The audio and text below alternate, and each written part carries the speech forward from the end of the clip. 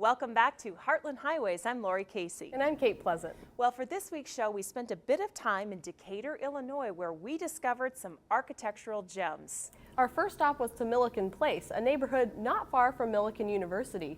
One of the homes here is credited to Frank Lloyd Wright, while the others are clearly inspired by him. But there's more to the story than just that.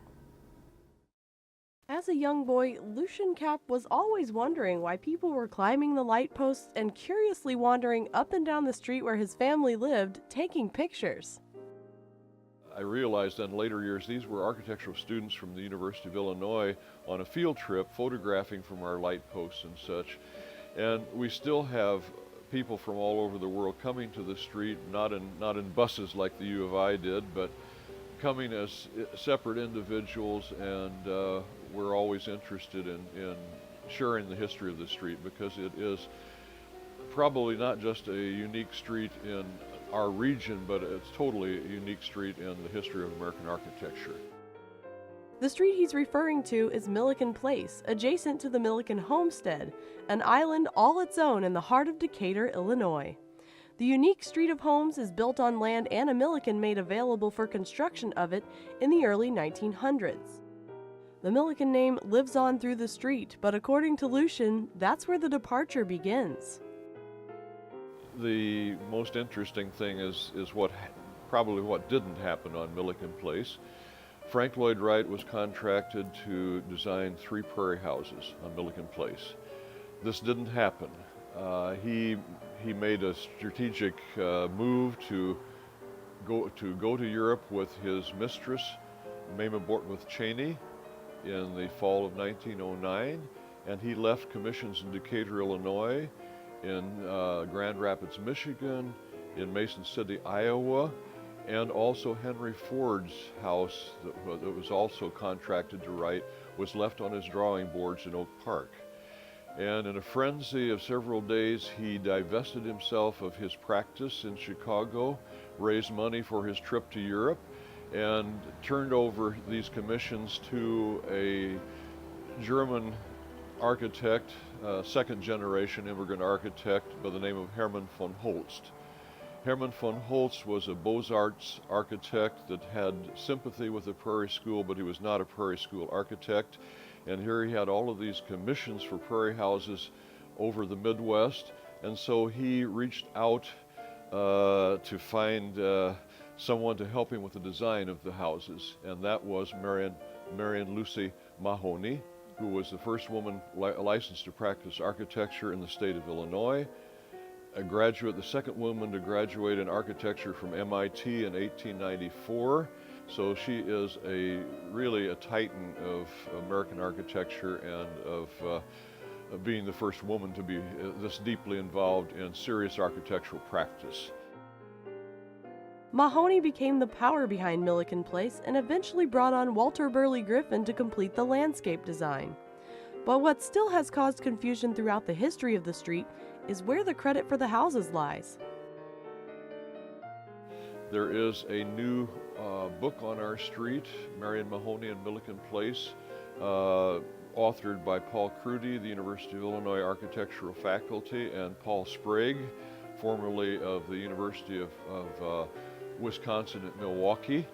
And it is the best extant information we have on the history of Millikin Place. And so we are all learning a little bit and trying to correct any misinformation we've harbored for decades. When people were asking at the time of Frank Lloyd Wright's death about the houses on Millikin Place, they assumed we had 3 Frank Lloyd Wright houses here. What we really have is 1 Frank Lloyd Wright house, number 2 Millikin Place, which is credited to Wright because he took it through the blueprint stages, and the other 2 prairie houses credited to Wright and Marion Mahony, and then number 4 Millikin Place, the Adolph Mueller home, totally credited to Marion Mahony.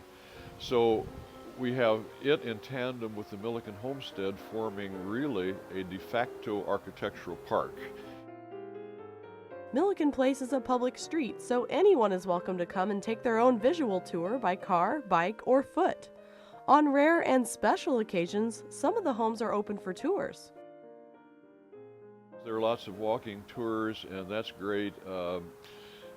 The owners of the houses have opened them up for certain tours, and especially support groups from places like the Dana House in Springfield and the Frank Lloyd Wright studio and home in Oak Park.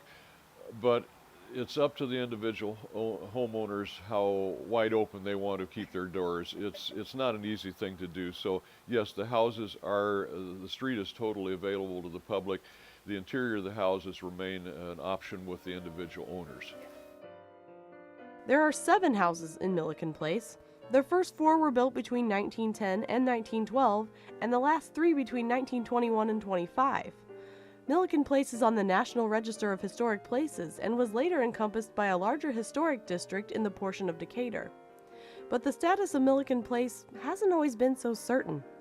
So Millikin Place's future is unsure because we were zoned R6 for multifamily habitation, and the house at the end of our lane had been sold and was going to be duplexed and apartments built on maybe one side of it. We had to literally fight to keep our street together, and now its zoning is back to R2, single family. But it's been a real effort to keep the architectural park together. And once we had fended off the threats to the street, then we started thinking about restoration of the light fixtures and such, and you get into situations where entire electrical systems have to be replaced. The original 1910 underground cables and such were lead sheathed cables. All that had to be replaced with modern electrical conduit. And then the street lamps themselves had to be restored. We're still in that process of taking them apart, sandblasting, putting them back together, replacing broken parts. And then occasionally a pickup truck will crash through our entrance down here, and when that happens, my phone rings at 3 in the morning, and the police want to know what the owner wants to do about the situation. So there's always something happening in trying to maintain the street, and we do this also as a free will type of thing. The neighbors are not required to participate in the upkeep of the street, but it's all by their goodwill that we keep things together.